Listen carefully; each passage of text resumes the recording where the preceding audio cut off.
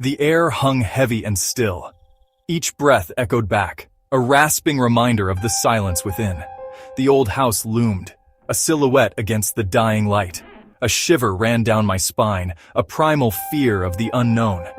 Dust motes danced in the beam of my flashlight, their waltz disturbed by the static crackle of the radio.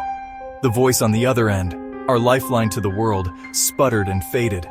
We stood on the porch, the floorboards groaning beneath our weight. Each creak was a whispered warning, each rustle of leaves a murmured threat. The Carter house held its secrets close, guarded by shadows and silence.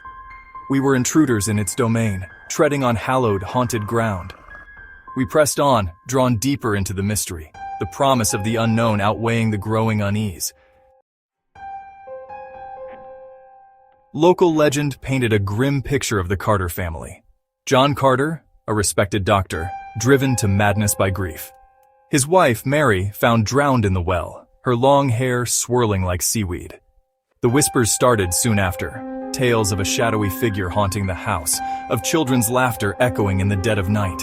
The townsfolk steered clear, their fear a palpable thing. The Carter house, once a symbol of prosperity, became a monument to tragedy. Now, decades later, we were here to separate fact from fiction, to uncover the truth buried beneath layers of dust and decay. The truth, however, was a fickle mistress, more terrifying than any fabrication. The air inside was thick with the smell of damp wood and decay. Dust lay heavy, undisturbed for years. We moved through the house, each room a snapshot of a life frozen in time. A child's doll lay abandoned on the floor, its porcelain face cracked and staring. We heard it first in the parlor, a faint scratching sound like claws on wood. Then, in the master bedroom, a cold spot settled over us. The temperature plummeted, our breath misting in the air. A book flew off a shelf, pages fluttering like frantic wings. The radio crackled to life, a voice screaming, garbled and unintelligible. The activity was escalating, our initial excitement giving way to a creeping dread. Section 4. The Gaze. It began subtly, a feeling of being watched. Then a shadow flickered at the edge of our vision, gone before we could focus.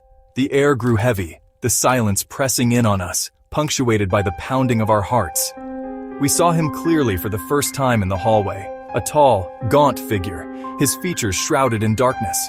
His eyes, though, burned with an unnatural intensity, a cold, malevolent gaze that sent shivers down our spines. Fear, raw and primal, took hold. The host, his voice trembling, whispered of an overwhelming sense of dread, of a presence that clung to him, icy and suffocating. We were no longer in control. The hunted had become the hunters. Section 5. Trapped in time.